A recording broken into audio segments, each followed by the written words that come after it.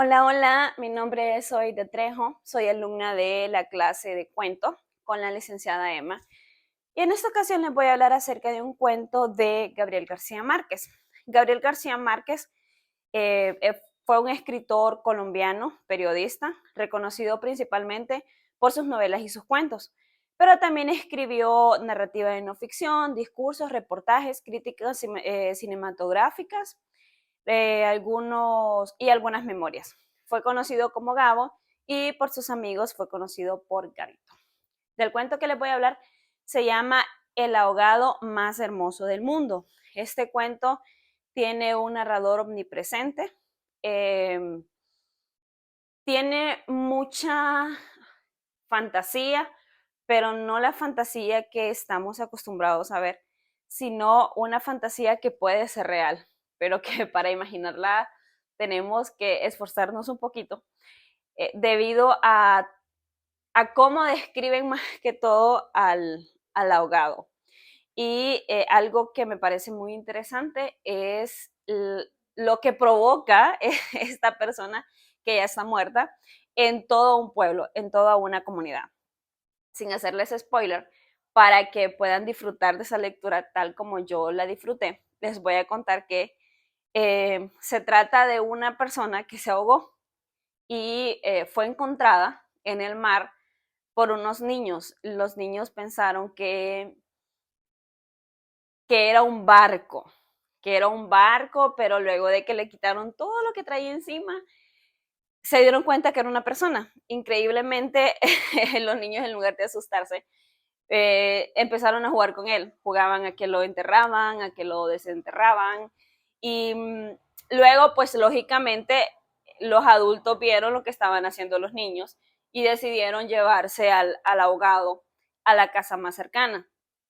La comunidad o el ambiente en donde se desarrolla este cuento, las secciones del cuento, es una comunidad muy pequeña, en donde todos se conocen. O sea, cada quien sabe quién es quién, si falta alguien, si alguien llegó que es un extraño, todo eso se sabe. Entonces, lo interesante de la historia es que cuando llevan al ahogado, allá el cadáver, mejor dicho, a la casa, no encuentran cómo meterlo, dónde colocarlo, porque este tiene unas proporciones que realmente no son normales para una persona. O sea, es demasiado grande, no son normales para una persona que pues es normal, valga la redundancia. Y empiezan a preguntarse quién es. Y empiezan a preguntarle a los vecinos y como es una comunidad bastante pequeña, y todo el mundo se conoce, o sea, bastaba con verse unos a otros para darse cuenta que realmente todos estaban completos, que no hacía falta nadie. Pero el abogado tenía que venir de algún lugar. Entonces se fueron a los pueblos vecinos, los hombres se fueron a los pueblos vecinos a, a ver qué pasaba, si alguien hacía falta en los pueblos vecinos. Se fueron, empezaron a preguntar si alguien hacía falta. Mientras tanto, las mujeres se quedaron para preparar el cadáver, y se dieron cuenta que a medida que ellas iban quitando todo lo que tenía encima, el ahogado no tenía una expresión de tristeza o una expresión de desesperación, que es lo que normalmente pudieron o podían observar en una persona que se había ahogado, que había muerto de esa manera, sino que su semblante era tranquilo, su semblante era sereno, y descubrieron que era un hombre muy atractivo, que era un hombre con unas facciones muy hermosas, que tenía unos brazos firmes, que tenía unas piernas fuertes, que era un hombre de, de esos que ellas no veían en el pueblo. Entonces ellas dijeron, definitivamente no es nuestro. Pero a medida de que ellas iban descubriendo el cadáver, como que se iban enamorando del cadáver, así lo sentí en la lectura.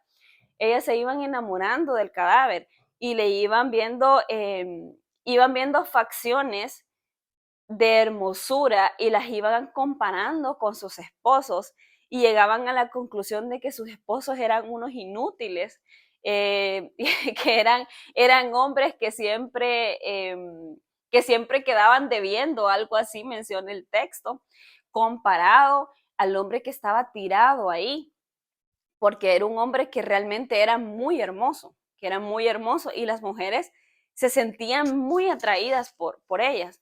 En eso una de ellas se levantó, la que lo estaba viendo con ojos de menos morbo, porque ellas sí lo estaban viendo con ojos de menos morbo, se levantó y dijo que tenía cara de ser Esteban. Y todas empezaron a ver y empezaron a familiarizarse con el cadáver. Las más jóvenes decían que no, que él tenía cara, pero no de Esteban. Y pues las más de edad decían que sí, que definitivamente por su belleza él tenía que llamarse Esteban. Pasó el tiempo y no encontraban, o sea, no tenían una mesa que pudiera soportar el peso de Esteban, porque Esteban era un hombre grande, grande, y era un hombre que se miraba muy fuerte. Entonces, no tenían una mesa en donde colocarlo. Regresaron los hombres. Un dato muy interesante, y es que como tampoco había ropa para poder vestir a Esteban, porque o sea, no le cabía la ropa más grande que había en el pueblo. Entonces empezaron a coserle pantalones y la camisa, empezaron a coserla. Y cuando se la pusieron se dieron cuenta que aún le quedaba pequeña. Ellos decían que Esteban estaba con ropa para una persona de 7 meses en comparación con lo grande que era. Cuando llegan los hombres, empiezan a ver que las mujeres, pues ellas le pusieron un paño en la cara, empiezan a ver que las mujeres estaban como alborotadas por toda la situación. Y ellos dicen, no, que ya terminemos con esto, no es del pueblo, de los pueblos vecinos, ya fuimos, entonces hay que enterrarlo y ya, deshacernos de este cuerpo, que ellos estaban como arrepentidos. Y mientras ellos construían una balsa en donde poner a Esteban, las mujeres andaban como encimadas.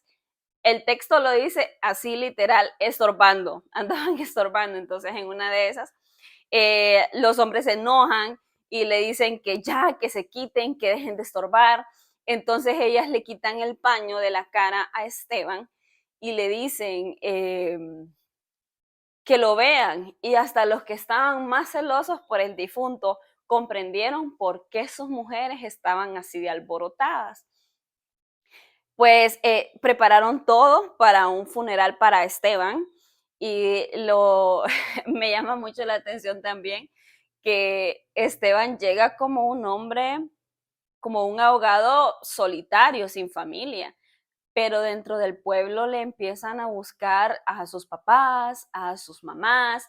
Al final, cuando ya llevan a Esteban al acantilado, para despedirse de él, Esteban termina teniendo mamá, termina teniendo papá, termina teniendo tío, primos, sobrinos, o sea, todo el pueblo ya era familia de Esteban. O sea, ellos, aun cuando ya estaba muerto, por todo lo que Esteban representaba para ellos, lo terminaron acogiendo como su familia, y eso me parece un gesto muy bonito. Y después, Esteban, como les decía al inicio, definitivamente dejó una huella en esta comunidad. Después de que se despidieron de él, el pueblo no volvió a ser igual. Ellos empezaron a construir sus casas con puertas más grandes y empezaron a sembrar jardines en sus acantilados, todo para que Esteban no olvidara dónde había estado. Porque también ellos decían que para Esteban tuvo que ser una vida triste, porque no, ellos se imaginaban que Esteban había sufrido mucho bullying por ser así de grande y así de hermoso. Entonces ellos de cierta manera querían como remediar todo eso que ellos se imaginaron que había pasado a Esteban, haciendo las cosas como bien. Esta es una historia muy bonita, yo les animo a que la lean.